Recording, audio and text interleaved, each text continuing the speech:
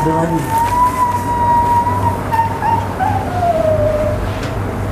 Ini beda lagi nih.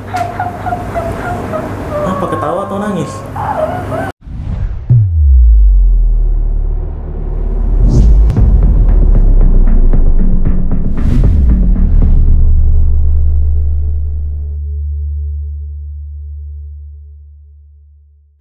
Video kali ini bukan pembongkaran ilmu yang katanya hitam ataupun ilmu yang katanya putih. Ini adalah video pertama gue meladeni seseorang yang katanya terkena santet atau dikirimi santet oleh seseorang. Karena seseorang ini ada gejala-gejala penyakit yang dianggap aneh nih. Seperti keluar seperti darah warna merah gitu, keringetnya warna merah di jidat dan bagian muka. Terus juga cairan seperti darah tersebut keluar di tangan, di perut katanya. Dan juga beberapa kali muntah, katanya muntah kawat. Selain ada muntah darahnya, muntah kawat, muntah paku dan semacamnya. Tapi ketika di rongsen, paku dan kawatnya tidak pernah ada di perutnya. Gitu kata informasi dari pihak orang tuanya. Nah, pasien ini sudah kemana-mana ini melakukan pengobatan tradisional katanya. Bahkan sampai ke dukun-dukun juga, biar anaknya sembuh. Terus juga pernah ke Ustadz Faizar. Udah 2 kali kalau nggak salah diruqyah Ustadz Faizar. Ya kayak gitu kondisinya. Membaik, terus beberapa hari atau beberapa jam kemudian setelah pisah dari Ustadz Faizar, dia kembali lagi seperti itu. Ini perlu gue tegasin dulu ya guys. Dengan adanya video ini, bukan berarti pesulap merah membuka pengobatan tradisional. Please, chat ke admin gue, itu hanya membuka jadwal kerjasama gue show off air, perform di perusahaan-perusahaan, atau jadi pembicara di universitas, atau di perusahaan, atau di organisasi tertentu, atau seperti pelatihan-pelatihan kayak gitu, hipnotis, dan semacamnya. Jadi gue berharap dengan adanya video ini, jangan ada yang salah berpikiran bahwa pesulap merah sekarang buka pengobatan, nanti banyak yang ngechat tuh ke admin gue. Bang, ini ibu gue sakit kayak gini, tolong bantu, tolong bantu, tolong bantu. Please, kalau teman-teman sakit, coba ke dokter. Kalau ke dokter, kata medis sehat-sehat aja badannya, coba ke psikolog atau ke psikiater. Dan juga introspeksi diri, udah pernah minta tolong ke Allah Azza wa Jalla secara langsung belum untuk minta kesembuhan. Terus juga lihat kondisi di rumah, apakah ada yang menekan pikirannya atau yang membuat tidak nyaman atau stres pikiran dari si pasien ini di rumahnya. Itu yang perlu diintrospeksi diri sebelum berobat kemana-mana sebenarnya. Karena percuma ketika di kondisi rumahnya ada sesuatu hal yang membuat dia tidak nyaman, tertekan, tekanan batin dan semacamnya, mau berobat kemanapun, dia akan merasa sembuh sebentar. Ketika berpisah dengan si pengobatnya, dia akan kembali lagi ketika stresornya atau rasa stresnya ini ada yang memancing di rumahnya. Maka dari itu, kondisi di rumah itu, kondisi keseharian dan kebiasaannya itu sangat penting untuk diintrospeksi terlebih dahulu agar hidupnya benar-benar nyaman dan hidupnya dimengerti. Karena seringkali penyakit-penyakit aneh itu muncul dari pikiran yang stres dan juga tertekan, agar penyakit-penyakit tidak mudah masuk ke dalam tubuh kamu. Langsung aja sekarang gue akan bacain chat dari bapaknya yang laporan ke admin gue. Sampai akhirnya gue coba turun tangan lah ke lokasi, karena kan kebetulan gue juga belajar tuh tentang pengobatan-pengobatan tradisional. Gue bisa mempraktekannya seperti mesmerism, reiki, terus juga hipnoterapi, EFT, atau banyak yang juga yang mengenal itu SEF, ada tambahan S-nya. Jadi sebenarnya EFT dan SEF itu sama aja, cuma bedanya di kata-kata afirmasinya. Kalau EFT itu afirmasi ke diri sendiri. Saya mengizinkan, saya menolak, mulai sekarang saya yang mengendalikan diri secara full dan semacamnya. Itu EFT tuh. EFT itu singkatan dari Emotional Freedom Technique. Nah, sedangkan kalau SEF yang ada S-nya, SEFT, itu S-nya itu adalah Spiritual Emotional Freedom Technique. Kata-kata afirmasinya lebih terdengar seperti doa. Contohnya sama, titik-titik yang diketuk. Jadi pengobatan menggunakan titik-titik emosi yang diketuk agar emosi dan stresnya menurun. Bedanya kalau SEF itu kayak contohnya, ya Allah, lebih terdengar seperti doa. Ya Allah, tolong sembuhkan penyakit hamba, kayak gitu-gitu. Jadi ada beberapa titik emosi yang diketuk-ketuk. Nah, karena gue mempelajari banyak tentang otak manusia dan pengobatan tradisional juga, jadi gue putuskan untuk ya udah sesekali lah gue akan bantu orang yang terkena gangguan yang katanya santet. Karena sejujurnya ketika kamu sakit, terus kamu berpikiran ini digangguin orang, dikirimin orang, itu juga akan menambah kamu stres dan tertekan tuh. Karena seolah-olah kendali diri kamu bukan di kamu, tapi di orang lain. Nah, ini pemikiran yang berbahaya. Yang perlu teman-teman sadari adalah harus punya pikiran yang bisa mengatur diri kamu adalah kamu sendiri atau Allah Azza wa Jalla. Cuma dua hal. Orang lain mau ngancem kayak gimana pun, mau hal goib apapun itu, seharusnya tidak berpengaruh apapun terhadap hidup kamu. Tapi ketika kamu berpikiran bahwa diri kamu ini bisa dikendalikan oleh hal lain, ini yang membuat pikiran kamu lemah nih. Jadi gampang stres, jadi gampang ketakutan berlebih, kecemasan berlebih, dan semacamnya. Maka dari itu gue berharap teman-teman semua bisa lebih mengatur pikiran teman-teman. Karena kalau kamu nggak bisa mengatur pikiran kamu, maka pikiran kamu yang akan mengatur hidup kamu. Assalamualaikum warahmatullahi wabarakatuh. Ini bapaknya nih ya guys ya. Izin bolehkah saya bertemu pesulap merah? Saya pasien Ustadz Faizar. Sudah 7 tahun belum disehatkan Allah. Sakit, keringat darah, keluar jarum dan sebagainya. Ini just for info, pertama perlu teman-teman ketahui dulu, penyakit keringat keluar darah itu memang penyakit langka guys. Nah, penyakit langka itu namanya hematohidrosis kalau nggak salah. Tapi di sini gue nggak boleh mendiagnosis itu penyakit hematohidrosis atau bukan ya. Karena gue bukan dokter. Nanti kalau gue mendiagnosis itu sebenarnya kena sakit AIUEO, aduh nanti gue diserang ID lagi. Nanti gue diserang dokter-dokter. Karena bukan dokter, tapi mendiagnosis sakit orang. Nah, maka dari itu untuk tahu penyakitnya apa, perlu ke dokter. Perlu dicek secara detail pastinya. Itu penyakitnya apa. Pesan otomatis, terus dia balas lagi pesan otomatisnya. Nama Salwat Tafida. Keperluan mohon detailkan. Ingin konsultasi tentang penyakit keluar jarum paku dan sebagainya. Keringat darah ini disebabkan karena apa? Karena pesulap merah mengatakan santet tidak ada. Semoga dengan bertemu pesulap merah terkuak semuanya, dan yang terpenting saya sehat. Bantu ya Mbak, sakit saya sudah 7 tahun. Oke, jadi si bapaknya ini percaya bahwa itu akibat kiriman santet, sehingga ini bisa nambah stres pasien nih guys, dan bisa membuat pikiran kita menolak penjelasan dokter apapun itu. Ketika kita yakin ini disantet, dokter ngomong ini TBC atau ini ngomong ini penyakitnya anemia aplastik, autoimun dan semacamnya, kita akan menolak itu dan nggak dengerin perkataan dokter. Karena di otak pasien pengennya denger, iya anak bapak disantet. Nah, itu kalau kita udah terlanjur percaya pasien ini disantet. Jadi, please, yang mengetahui hal goib cuma Allah Azza wa Jalla. Kita sebagai manusia cuma bisa berusaha menyembuhkan kalau ruqyah pakai doa-doa, kalau pengobatan tradisional menggunakan teori-teori atau teknik-teknik yang dipelajari di ilmiah seperti itu.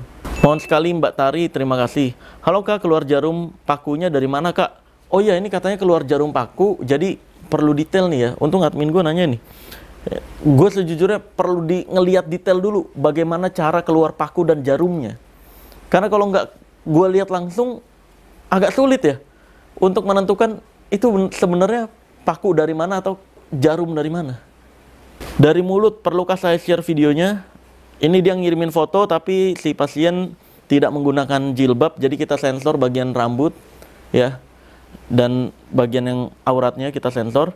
Ini terlihat di wajahnya ada cairan seperti darah. Ini saat keluar darah tanpa luka, bisa lewat ubun-ubun, mata, telinga, bujel, dan lain-lain. Bujel itu apa ya? Udel kali ya? Puser kali ya? Boleh Kak. Terus, oh ada video juga. Ini keluar rambut. Muntah keluar rambut ya. Kalau di dalam perut itu ada rambut, gue pernah nemuin video dari dokter yang menjelaskan bahwa itu sebenarnya bukan hal aneh. Itu nama penyakitnya adalah kista dermoid. Nih, kita lihat nih. Kista dermoid. Rambut. Tuh, ada rambut, ini lebih banyak rambutnya nih. Ada tulang. Bahkan ada tulang di dalam perutnya. Bedanya dia terinfeksi jadi berbau. Tuh.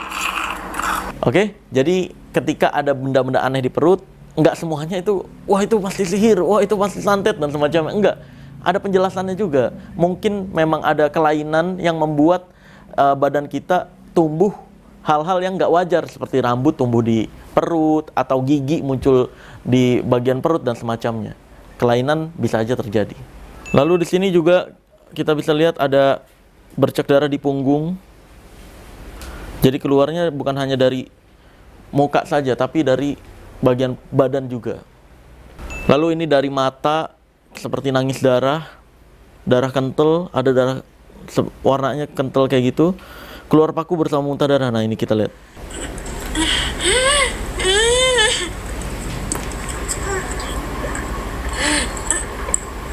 Ini kita blur ya mungkin ya bagian atasnya ya. Jadi bagian bawahnya. Nah ini kepotong langsung ada pakunya nih. Jadi apakah memang jatuh muncul aja gitu dari mulut?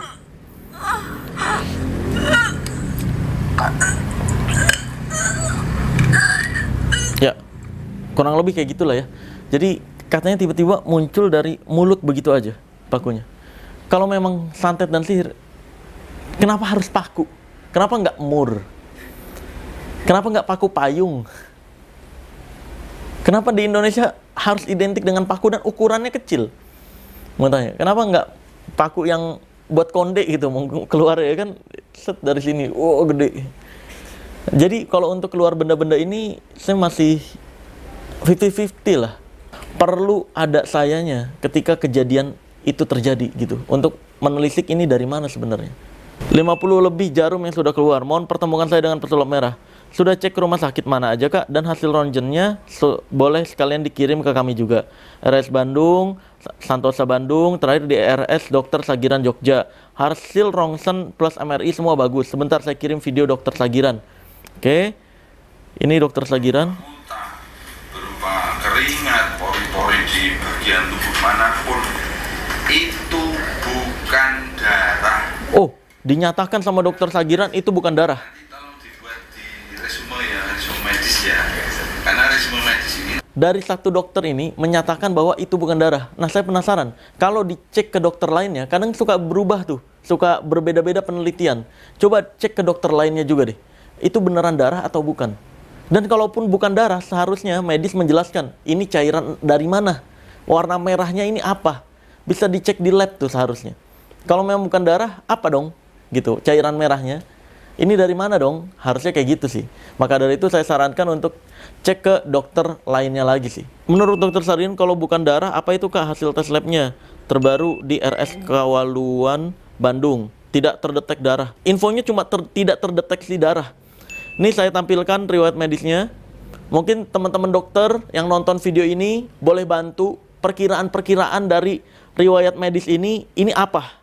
Karena saya nggak ngerti istilah-istilah dokter juga. Saya bukan dokter dan tidak punya hak untuk mendiagnosis ini sakit apa sebenarnya. Nah, terus ini juga ada riwayat sakit umum Wirada Husada Sokaraja. Ini ada teman-teman yang dokter bisa tolong bantu baca dan menyimpulkan maksud dari tes-tes riwayat penyakitnya ini apa. Ini lagi saya cari yang di RSHS Bandung. Nah, ini yang di RSHS Bandung. Teman-teman dokter, sekali lagi, dari cek-cek kesehatan ini apa? Oke. Lalu di bawahnya, ini ada lagi dikirimin. Saya nggak ngerti nih, sejujurnya. Ini yang ngerti harusnya dokter. Semua bagus, berkas masih lengkap. RS Santoso Bandung. Santosa kali ya. Nah ini, ada juga.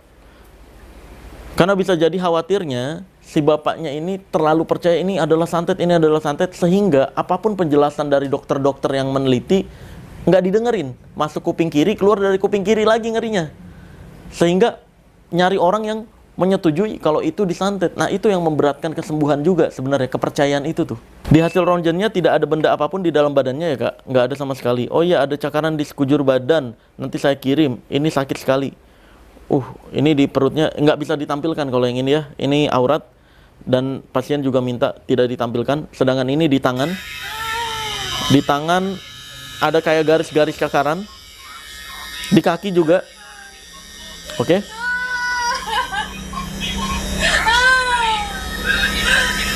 Oke. Jadi ada garis cakaran kayak gitu. Sumpah saya penasaran, harus pasang CCTV nggak sih? Kalau ada uang deh coba 250.000, 300.000 gitu, pasang CCTV di kamar tempat si anak ini untuk ngelihat itu sebenarnya cakaran dari mana tuh.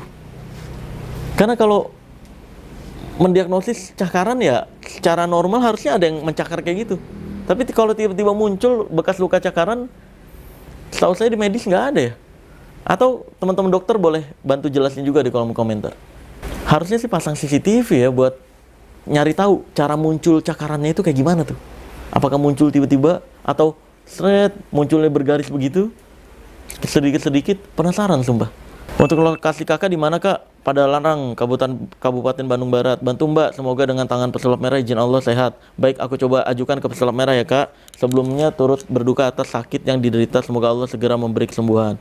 Amin, makasih. Kalaupun saya yang harus ke pesulap merah gak apa-apa, anak kesakitan tiap hari.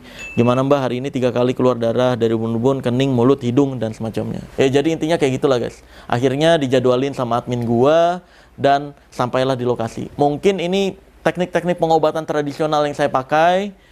Ini tidak saya tampilkan dengan detail karena saya khawatir, sumpah saya khawatir banget pesulap merah nanti dikenalnya jadi pengobat tradisional. Nanti malah jadi banyak orang yang mau berobat ke pesulap merah. Gue nggak menerima jadwal itu dan tidak ada waktu untuk mengurusi hal tersebut guys. Karena memang fokus gue di dunia entertain. Gue walaupun ahli di bidang itu, tahu persis bagaimana cara mengobati semacam itu, tapi gue fokusnya di entertain. Gue memfokuskan diri gue di entertain untuk saat ini. Jadi hanya menerima jadwal-jadwal perform sulap, perform magic show, atau jadi pembicara, motivasi, dan semacamnya.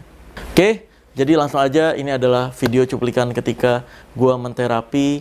Dan alhamdulillah setelah gue terapi, kondisinya membaik, serta si pasien ini juga tidak terlihat sakit lagi, makanya gue traktir di luar dan semacamnya. Ini adalah cuplikannya.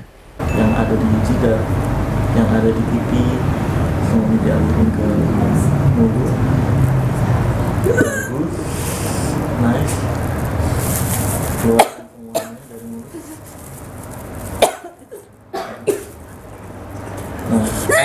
Nah, nice.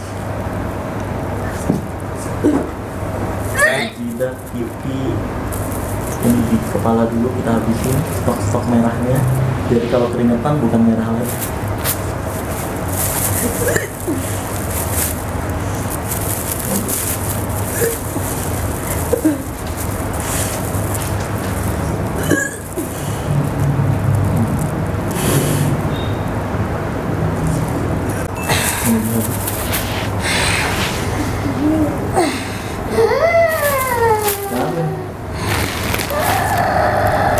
Siapa ini?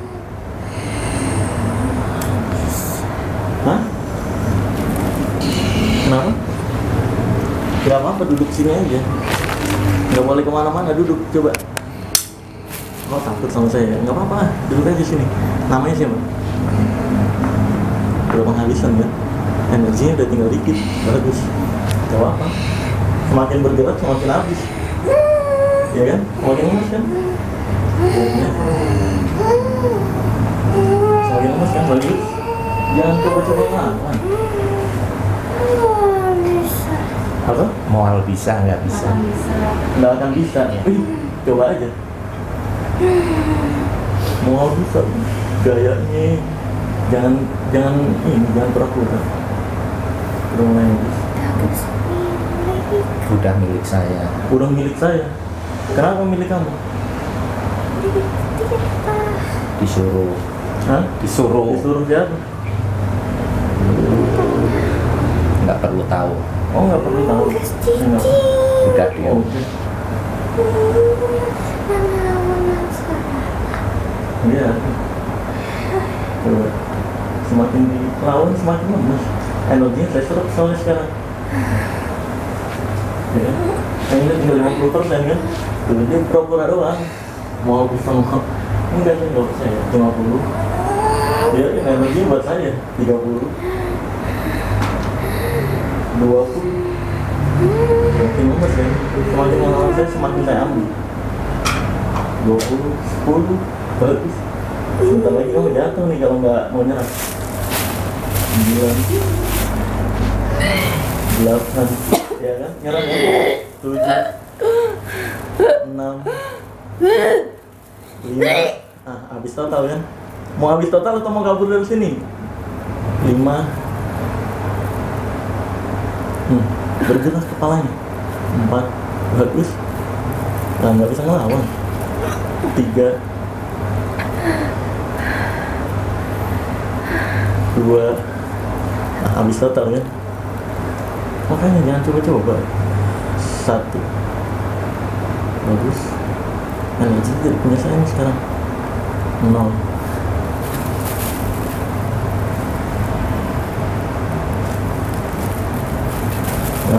Bagus, saya jadi punya energi lagi. Coba kalau ada yang lain lagi dong, saya butuh energi lagi tambahan. Nah, masih disisain di leher ya. Keluarin juga. Bagus. Masih habis.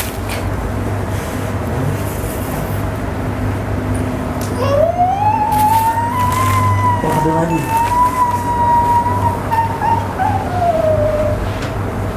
Ini beda lagi nih.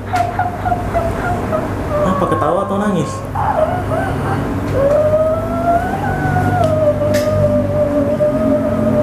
Ketawa atau nangis nih kamu nih? Kenapa nangis?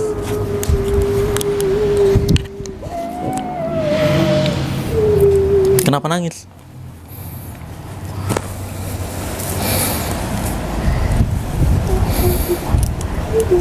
Mau diapain? Hah? Mau saya ambil semuanya. Jadi hak milik saya sekarang. Tidak bisa. Tidak Hah? bisa. Nggak bisa. Kenapa nggak bisa? Banyak sekali. Kenapa? Banyak sekali. Banyak sekali. Oh, banyak sekali. Yuh, nggak apa-apa. Saya memang mengkoleksi. Tidak bisa. Nggak apa-apa. Itu kan kata kamu nggak bisa. Kata saya bisa. Nggak, tujuannya biar apa soalnya kayak gini? Anak ini mati. Biar anak ini mati. Biar apa? Biar masuk surga? Tidak. Loh, kamu berarti jin baik dong kalau ngebuat dia sakit. Karena satu-satunya cara untuk membuat orang masuk surga dengan mudah yaitu dengan cara sakit. Disuruh. Disuruh siapa? Tidak perlu tahu. Ya udah, sekarang saya suruh kamu nih. Kita temenan aja. Kita nggak bisa. Ya udah, saya paksa kalau nggak bisa. Konyol. Saya ambil. Lihat. Nih. Ini tenaganya masih 100 ya. Nggak apa-apa. Saya butuh semua. Nice, bagus. Semakin nyentuh saya, semakin semuanya saya ambil nih. Bagus. 98, 99. Semakin nyentuh saya 90. Udah mulai terasa kan lemes kan? 80. Saja tidak bisa. Coba lawan. 70. Banyak yang akan datang kembali. Ya udah, datang lagi dong. 60, Tidak bisa. 50. Lemes kan? 40, 30. Saya ambil semua. 20, 10, 9. Semakin gerak semakin habis energi kamu nih, semakin ketarik ke saya. 8, 7, 6. Saya semakin kuat, luar biasa. Makasih loh. 6, 5, 4. Terima kasih. 3. Habis kan? 2, 1, 0. Yes, alhamdulillah. Saya dapat banyak nih. Lagi dong.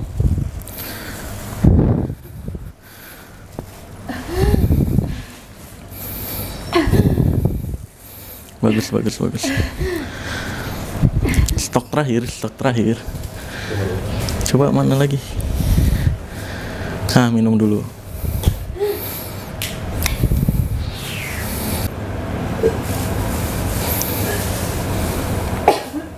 Sisa-sisanya semuanya bagus. Jadi nggak akan muncul luka lagi mulai sekarang. Terasa ngalir semuanya ke atas. Bagus. Nah, ini agak berat, akan saya dorong paksa. 1, 2. Nah, terakhir bagus.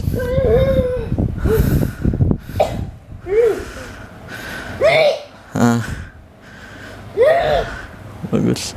Keluarin semuanya. Jadi di kepala dan di tangan udah bersih sekarang. Saya alirin semuanya.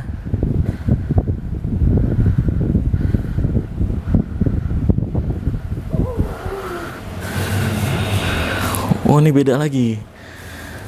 Coba kita biarin dulu ah. Apa lagi nih? Iya, apa lagi nih? Hai, kenalan dong. Sebelum saya sentuh nih, saya udah dapat 2 nih, enak nih. Udah terpenjara sama saya nih 2 nih. Ini siapa nih? Jangan takut. Siapa ini? Nggak jawab langsung saya penjara ini, saya ambil nih. Yang 2 aja udah hilang. Udah gitu penjara. Siapa lagi nih? Ngomong nggak? Coba ngomong-ngomong. Disuruh lagi ini?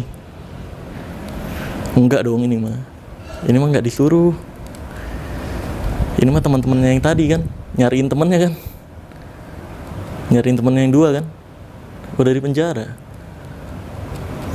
udah saya ambil, jadi hak milik saya sekarang. Sekarang saya ganti, jadi hak milik saya sekarang. Temen kamu 2 kan, ini temannya 1 lagi, coba ngomong. Ya takut ya. Ini udah tahu ya bakal mau dipenjara ya, mau diambilin ya, dikurung. Nggak apa-apa. Nggak mau ngomong, nggak berani ngomong. Sini. Nggak boleh kemana-mana. Oh, dia di sini nih. Nih, ya udah langsung kita ambil. Oh, di tangan, di atas dia pusatnya.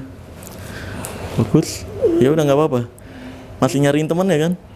Nyaman kan deket saya kan? Karena ada 2 teman kamu kan di badan saya kan? Udah di penjara. Nah, sekarang kamu nih. Kenapa? Gabung dong sini ayo. Sekarang teman kamu kan udah jadi hak milik saya nih. Gantian nih. Teman kamu udah nggak bisa bilang lagi hak milik saya, nggak bisa tuh. Karena teman kamu 2 udah jadi hak milik saya. Sekarang kamu juga nih saya mau hak milikin. Nih. Ayo, jangan lawan. 190. Bagus. Saya ambil semua, terasa kan nyedotnya kan? 80. Wes, masih 80. Baru dapat 20 saya. 70. Bagus. 60. 50. Bagus. Enak banget nih energi kamu. 40, 30.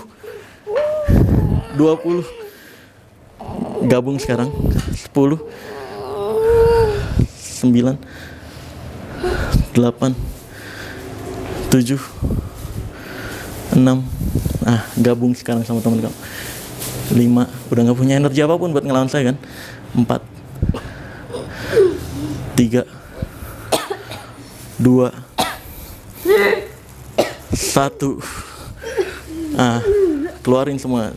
Ini punya penjagaannya dia nih, temennya yang 2 tadi. Bagus.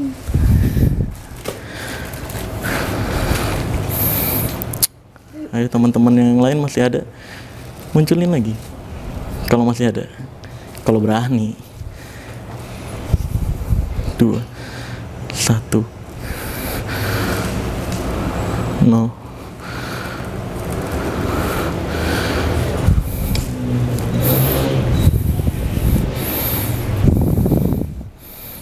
Kita tutup gerbangnya.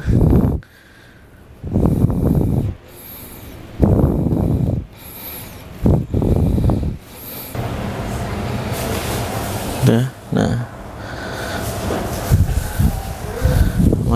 sekarang duduk, aku mau ini masuk ke pikiran bawah sadar kamu, ngebuang stres-stres, trauma-trauma yang pernah ada, yang nggak nyaman semua di kamu, kita buang ya. Rasain matanya semakin lama semakin berat. Ambil nafas, buang lewat mulut, dan tidur. Tutup matanya, bagus. Tetap tutup matanya, jangan dibuka sebelum saya minta. Relax, santai, masuk ke dalam relaksasinya jauh lebih dalam, jauh lebih dari sebelumnya. Tenang, nyaman. Setiap angin yang bertiup di sekitar kamu akan menambah kenyamanan dan ketenangan kamu. Nah sekarang Sekarang ini untuk orang yang saya sentuh, untuk Salwa. Sekarang bayangkan di pikirannya, kamu sekarang sedang ada di taman. Taman yang sejuk. Taman yang sejuk sekali. Udaranya sejuk, anginnya sejuk di sana. Nah, di belakang kamu ada meja. Boleh kamu nengok ke belakang. Sekarang ada meja di belakang kamu. Di atas meja tersebut ada buku. Dan ada pulpen juga di samping bukunya. Hampiri mejanya. Perlahan buka bukunya. Itu adalah buku hal-hal negatif atau hal-hal yang membuat kamu tidak nyaman. Perlahan buka bukunya. Bukunya masih kosong di sana. Tugas kamu adalah menuliskan hal-hal yang tidak nyaman di dalam hidup kamu. Dari mulai sakit, pertemanan, pengalaman-pengalaman yang kurang baik. Tuliskan semuanya, baris per baris, hal-hal yang kamu ingin hilangkan dari hidup kamu. Kalau kamu sudah selesai menulis di buku pengalaman buruk atau buku hal-hal negatif yang kamu ingin hilangkan tersebut, kamu boleh gerakkan jari tangan kanannya kalau sudah ditulisin semua. Tapi kalau belum, kamu terusin menulis. Kalau sudah selesai menulis, letakkan pulpennya dan gerakan jari telunjuk kanannya. Bagus. Nah, sekarang sudah semuanya dituliskan di bukunya. Aku minta Salwa sekarang tutup bukunya. Tutup bukunya. Nah, sekarang lihat ke depan. Bayangkan ada danau besar sekali, luas sekali. Danau yang luas, airnya bersih. Tapi danaunya luas sekali. Bagus. Nah, sekarang aku minta Salwa, ya, untuk Salwa sekarang ambil bukunya, pegang bukunya erat-erat. Sekarang kamu berdiri dan pegang bukunya. Aku minta kamu mendekat ke danaunya sekarang. Di hitungan ketiga, mendekat ke danaunya, jalan ke danaunya, sampai di pinggiran danau. 1, 2, 3. Boleh jalan, bawa bukunya, pulpennya nggak apa-apa ditinggal. Mau kamu bawa juga nggak apa-apa. Tapi yang penting bukunya kamu pegang. Buku pengalaman buruk, buku hal-hal negatif dalam diri kamu pegang. Kamu jalan, mulai jalan mendekati danaunya. Kalau sudah di pinggiran danau, gerakan jari telunjuknya lagi, yang tangan kanan. Kalau sudah di pinggiran danau. Tapi kalau belum, kamu bisa jalan sambil menikmati udara sejuknya, rumput-rumputnya. Kalau sudah di pinggiran danau, kasih tahu saya dengan memberikan gerakan di jari telunjuk. Bagus. Nah, sekarang kamu sudah ada di pinggiran danaunya.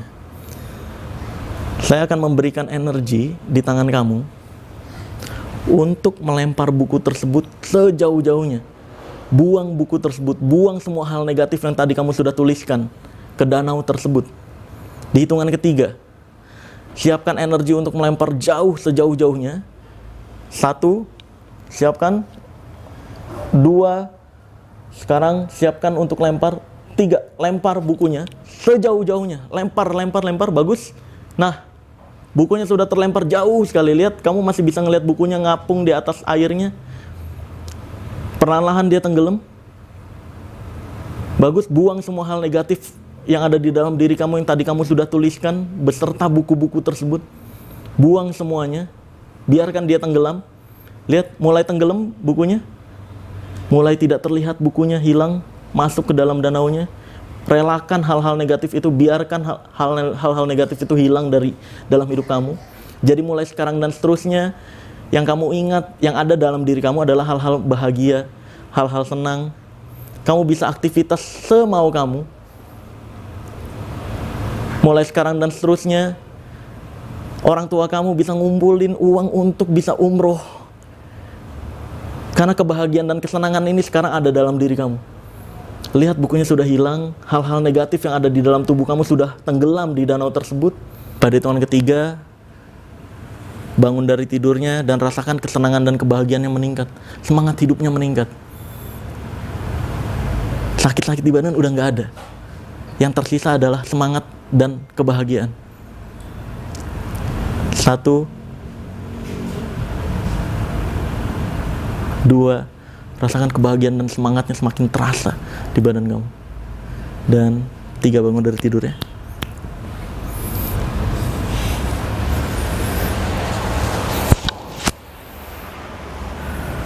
Wah, lebih happy kan? Iya dong. Udah dibuang-buangin semua, apalagi penjaga-penjaga nggak bisa masuk lagi. Ini udah dibuangin pengalaman-pengalaman buruk. Tinggal tersisa semangat, senang, tinggal umroh, nanti kabarin kalau umroh. Ingat tuh, kejar kalau umroh itu kejar sholat sebanyak-banyaknya di Masjid Madinah sama Mekahnya itu. Karena 1 rakaat dihitungnya kalau di Madinah 1000 rakaat, dan nanti ada Masjid Kuba namanya, Pak. Sholat apapun di Masjid Kuba itu dihitungnya pahala umroh. Jadi sebelum umroh kita udah umroh, dapat pahalanya. Jadi dihitungnya 2 kali umroh, sekali jalan. Kan kalau travel 9 hari, umrohnya kan harusnya sekali. Tapi biasanya ngunjungin Masjid Kuba, kalau bisa sholat apapun di situ.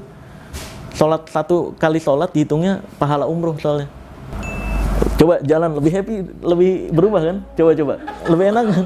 Nggak apa-apa, coba jangan lebih enteng biasanya badannya, coba nggak apa-apa. Iya, beda sama yang tadi, kondisinya udah hilang semua. Gimana, iya kan? Lebih bisa bergerak kan? Iya, lebih bisa aktivitas. Ngangkat ember kuat nggak sekarang? Emang tadinya nggak kuat? Ngangkat kayu, ngangkat apa kan diambilin. Oh, lemes. Mau apa? Iya. Saking. Tapi nanti kan udah normal. Iya. Nah, jadi nanti bisa bantuin orang tua biar lebih ini lagi kan, lebih cepat untuk ngumpulin biaya umrohnya. Oke. Sekarang kita mau makan. Mau makan apa? Ikan bakar. Ikan bakar. Ibu mau makan apa, Ibu? Sama ikan bakar aja. Ikan bakar. Emang doyannya ikan bakar keluarga ini ya? Keluarga ikan bakar. Mana bapaknya mana? Lagi sholat. Oh, sholat. Iya. Kita udah di jamak. Hadir. Di mana kita makannya? Hadir. Hai. Hadir. Wah, rame. Halo. Ramai sekali. Halo. Hadir. Takut disebut. Reserve. Mana menunya? Mesennya di mana ini? Oh, ada. Selalu pernah ngeliat sendok bengkok gak? Nggak pernah? Lihat, kayak gini nih. Nih. Lihat. Cara bengkokin sendok, yang pertama adalah digoyang-goyangin gini. Kita pegang gini. Ini teknik dasarnya. Kita goyang-goyangin gini. Tuh, dia bengkok. Ya kan? Nah, kalau mau kelihatan bengkoknya, sebenarnya ini kan udah bengkok nih. Ini lihat, dia kalau kita gosok-gosok kayak gini, dia lama-lama naik tuh. Naik kan? Tuh, makin bengkok dia. Ya kan? Nih, kelihatan nggak nih? Kelihatan. Nih. Ya kan? Bengkok dia. Semakin lama semakin bengkok. Tuh. Nah, kalau mau dilurusin lagi, gampang nih, lihat kayak gini. Tinggal pegang gini, tiup. Lurus. Gitu. Jadi bisa nggak kamu? Tahu aja. Bisa nggak? Sakti. Coba. Ya, payah, malu terus. Yuk makan dulu yuk. Udah ya, datang. Oh iya, yuk makan dulu. Ya, udah dinyalain dulu. Mama, Bibi. Udah. Aza. Ada gelap sih tadi. Udah, oh nyala ini. Oh iya. Oke guys, ini udah mateng. Langsung aja kita makan-makan. Ini sate yang mana, yang sapi, mana yang kambing, di mana ya? Ini kambing kalau nggak salah. Ini kambing. Itu Sapi kayaknya. sapi, itu ayam. Oh iya. Piringnya. Mirip. Ini Pak. Makasih. Kurang lebih itu adalah cuplikan dari pada saat gue menterapi pasien. Dan alhamdulillah kondisinya membaik. Tapi sekali lagi, kan cara berpikir manusia untuk merubah kenyataan itu ada 5. Cara berpikir akan merubah tindakan, tindakan merubah kebiasaan, kebiasaan merubah karakter, karakter merubah kenyataan. Nah, kalau tadi gue sudah membetulkan cara berpikirnya dan tindakannya, tapi kebiasaan hidup sehari-harinya tidak dirubah, atau ada stresor, atau ada sesuatu hal yang membuat tekanan batin si pasien ini kembali lagi, atau ada hal yang membuat dia tidak nyaman, merasa tidak bebas, tidak mau dimengerti, misalkan keinginannya tidak mau dituruti, kayak misalkan dia mau kuliah jurusan apa, tapi orang tuanya tidak menyanggupi, malah mengkuliahkan di jurusan tertentu. Nah, kalau kayak gitu kan, dia jadi stres, terpaksa jadinya untuk kuliahnya. Nah, kondisi stres itu yang jadi pancingan stresornya. Maka dari itu, kebiasaannya ini kalau nggak dirubah, maka dia akan kembali ke pemikiran setelan pabrik, akan kembali ke penyakit awalnya lagi. Sehingga dia merasa nggak punya kendali penuh terhadap dirinya sendiri. Maka dari itu, please orang tuanya, bapak dari Salwa atau ibu dari Salwa, coba ngobrol secara mendalam ke anaknya. Biarkan anaknya mengutarakan apa yang dia mau, sehingga hal-hal yang membuat dia tertekan atau merasa tidak dimengerti, ini bisa hilang. Karena bagaimanapun otak wanita, bagian otak terbesarnya berpikiran tentang rasa nyaman dan aman. Ketika rasa nyaman dan aman ini terganggu, maka hidupnya akan terganggu. Sama halnya seperti pria.